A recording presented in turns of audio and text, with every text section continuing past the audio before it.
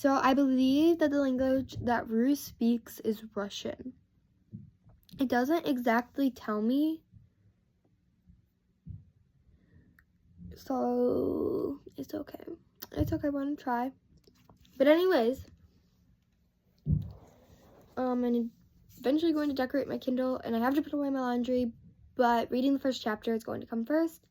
I believe what Ruth speaks already and where she came from was Russia, but I can't exactly say. Also, I'm going to be butchering the language. I can't speak it. But I know this is one of those books where it's like, it looks easy to read, but not everyone has access to read books. And not all people can. And I used to be one of those kids who can't.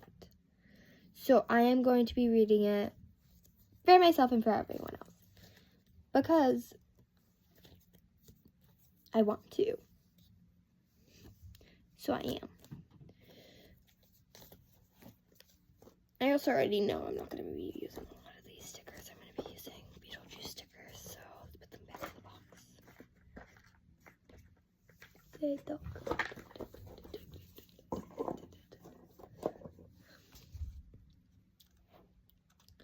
Let's read the prologue first. Rue.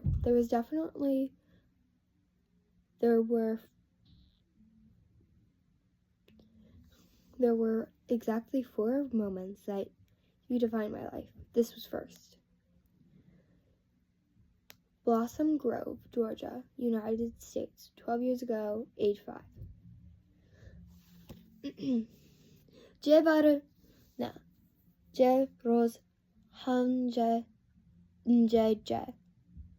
I shouted as loud as I could, telling my mama that I wanted to leave now.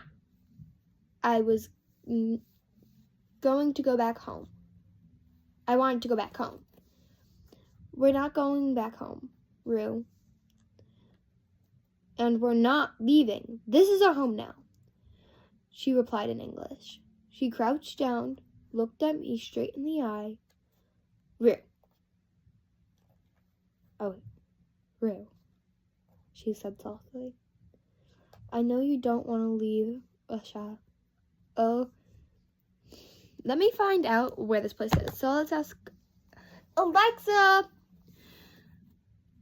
what place is... I missed something. Can you say it again? I think she may have lived in Norway. Alexa. I'm not sure what went wrong. Alexa, what's Hey Alexa. I'm not quite sure how to help you with that. Alexa, what does OSLO spell? O-S-L-O spells Oslo. Alexa, where's Oslo? In what language? Oslo is in Oslo. Okay, so Oslo is its own country. Alexa, what language do they speak in Oslo? Oslo is in Norway, where the official languages are Norwegian, Norwegian Nynorsk, and Norwegian Bokmål. Did that answer your question? Yeah. Thanks for your feedback. So I just had to ask Alexa a lot of questions. So she lives in she used to live in Norway, and I'm gonna butcher if I say exactly where she lives in Norway. So yeah. Also, I just added a sticker to my thing, which is really cute. So anyways,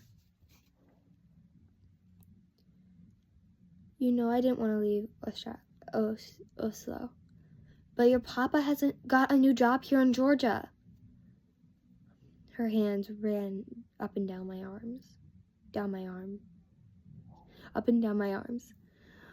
But it didn't make me feel any better. I didn't want to be in this place in America. I wanted to go back home. Slat Asnigla is Inzak. I snapped. I hated speaking American. I hated speaking English. Since we set out for America from Norway, Mama and Papa would only speak in English to me. They said I had to practice, but I didn't want to. Mama stood up, lifted the box off the ground. We're in America now, Rue. They speak English here. You've been speaking English for as long as I've been speaking Norwegian. It's time we use it. I stood my ground, glaring at my mama as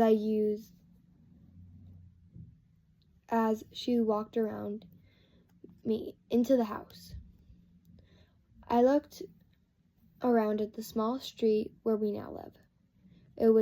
There are 8 houses. Not hours, what am I saying? So there will be a lot of me misreading things and then me going back and fixing it once I realize what it says. I'm just already going to specify that.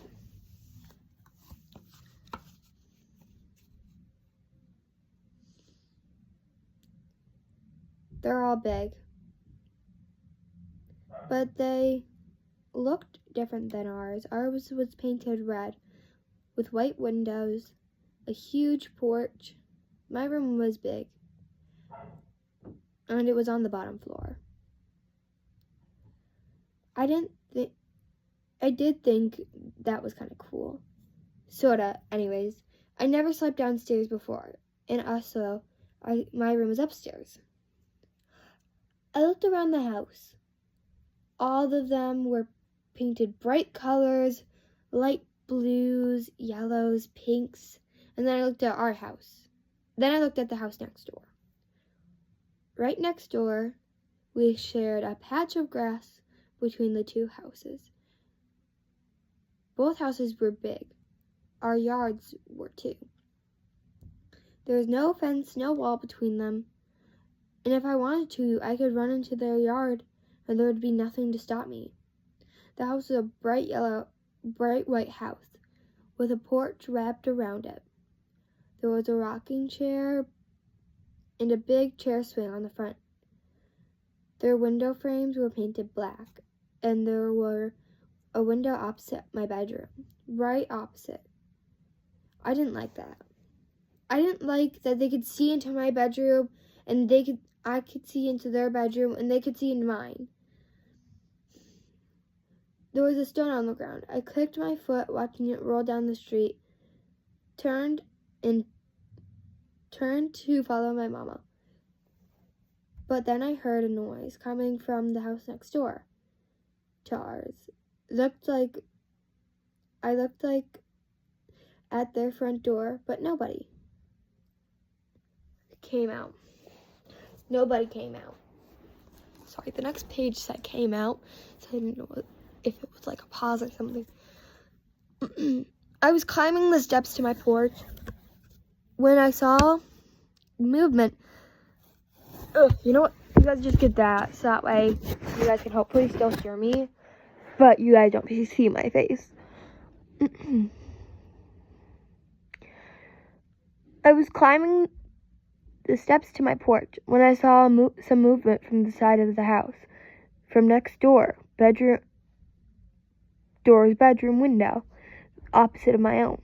My hand froze on the rail as I watched a girl dressed in a bright blue dress climb through the window. She jumped onto the grass, dusted off with her hands on her tights.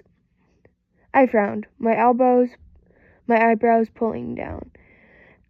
As I waited for her to lift her head, she had brown hair was piled on her head like a bird's nest. She wore a big white bow on the side of it. When she looked up, she looked right at me and then smiled. She smiled at me so big she waved fast and ran forward, stopping in front of me. She pushed out her hand, said, "Hi, my name is Poppy Litchfield. I'm 5 years old. I live right next door." I stared at the girl. She had a funny accent. It made English words sound different. The way I had learned Norwegian back in Norway, how I had learned them back in Norway. The poppy girl had a smudge of mud on her face, bright yellow rain boots on her feet. I just have to switch pages. On her feet. They had a big red balloon on the side. She looked weird. I looked up. Okay, I just want to make sure you guys are still recording. And spend 10 minutes on a 5-minute chapter. She looked weird. I looked up from her feet, my eyes fixed on her hands. She was still holding it out. I didn't know what to do. I didn't know what she wanted. Poppy sighed, shaking her head. She reached out for my hand and forced it into hers. She shook them up and down twice and said, "A handshake." My Mima says it's the only right way to shake the hand of new people you meet. She pointed at her hand. That was a handshake. And then politely, because I don't know you, I didn't say anything. For some reason, my voice didn't work. I looked down. I recognized, because our hands were still joined, the mud on her hands too. In fact, there was mud everywhere. "What's your name?" Poppy asked. Her hand tipped onto the side. A small twig stuck in her hair. "Hey," she said, tugging on our hands. "I asked for your name." I cleared my throat. "My name is Rue Erikinston." Poppy shrugged her face up. Her big pink lips. Her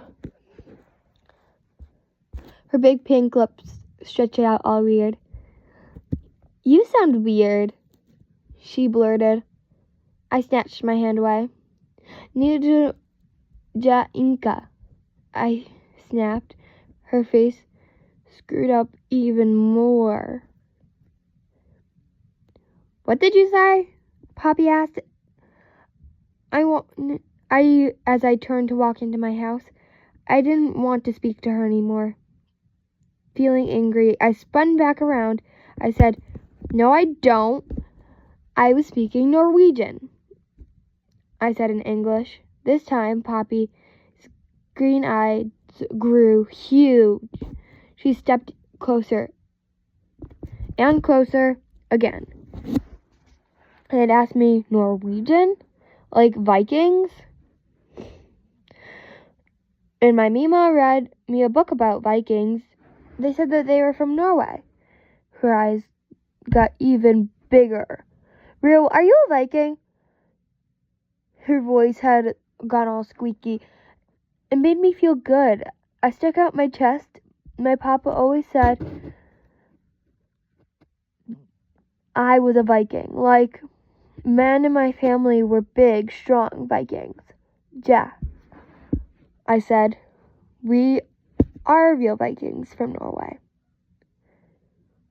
A big smile spread across Poppy's face. A loud, girly giggle busted from her mouth. She lifted her hand and pulled on my hair. "That's why you have long blonde hair and crystal blue eyes. It's because you're a Viking." At first I thought I looked like a girl. At first I thought you looked like a girl. "I'm not a girl," I butted in, but Poppy didn't seem to care. I ran my hand through my long hair. It came down to my shoulders. All the boys in Oslo had their hair like this. But now it seemed like but now you're like a real-life Viking, like Thor. He had long blonde hair. Yeah, I agreed. Thor does. And he's like strongest god of them all. Poppy nodded her head and then pulled her hands down on my shoulders. Her face gone all serious. Her voice dropped to a whisper. Rue, don't tell anyone, but I'm going on an adventure. I screwed up my face. I didn't understand what Poppy stepped even closer and looked up into my eyes. She squeezed into my arms tightly. Oh, this chapter's so long.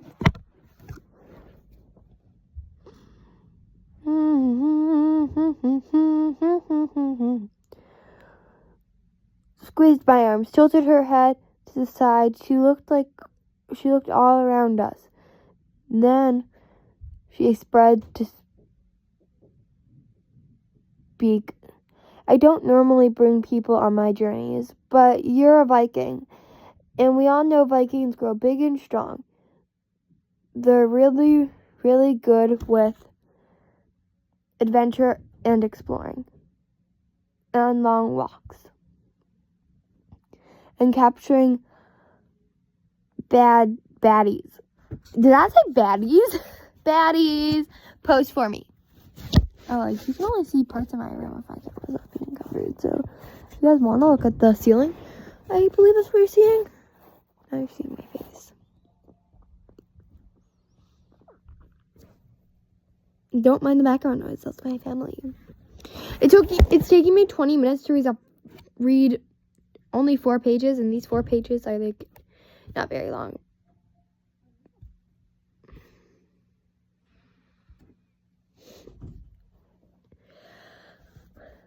Okay, it needs to be very bright.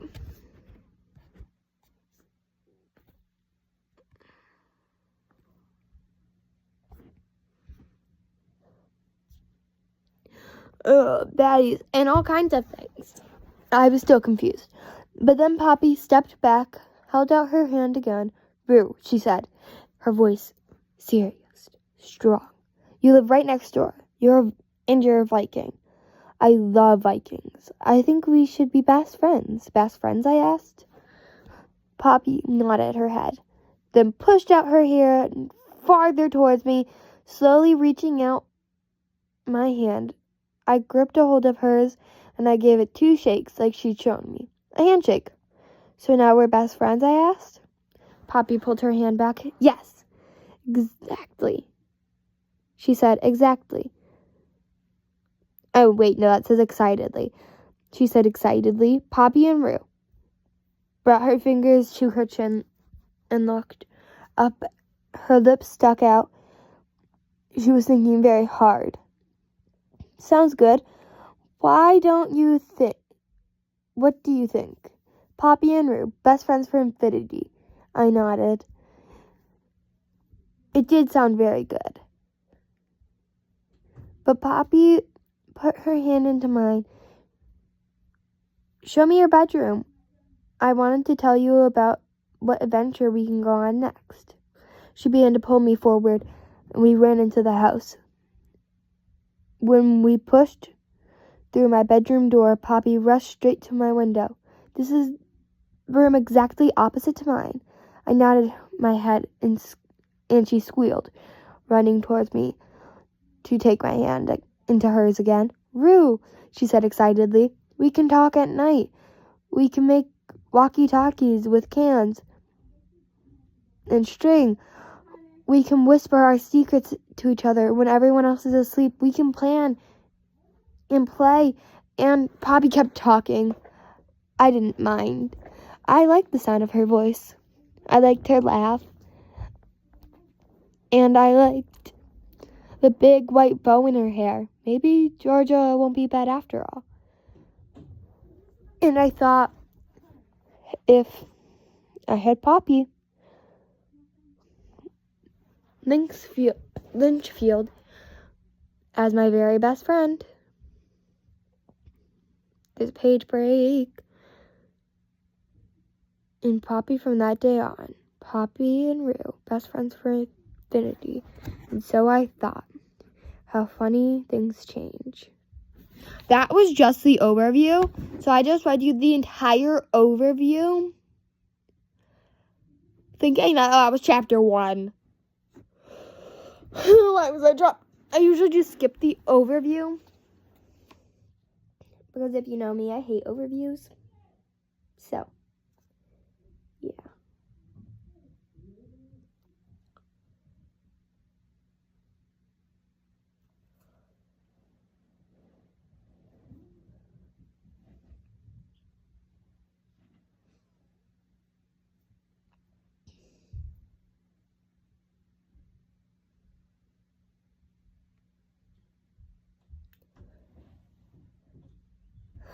Open dyslexic? Wait, that's perfect for me.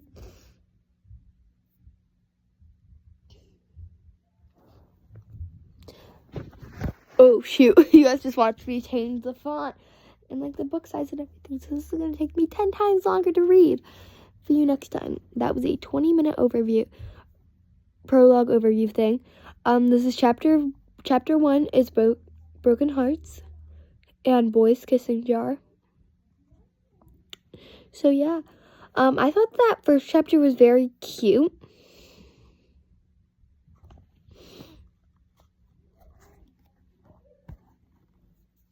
So, anyways, I'm going to decorate this later. It's going to be really cute, and I'm going to show you guys, and I'm going to post this today. So, yeah. Hopefully you guys watch all the way through, and if you did, comment a pink heart. Actually, not a pink heart, because that's very basic. A, like, crescent moon. If you have to search that up, it's like a tiny moon. It's like the moon smiling, almost. It's really cute. Okay. Bye! Bye. Oh, and Aubrey out.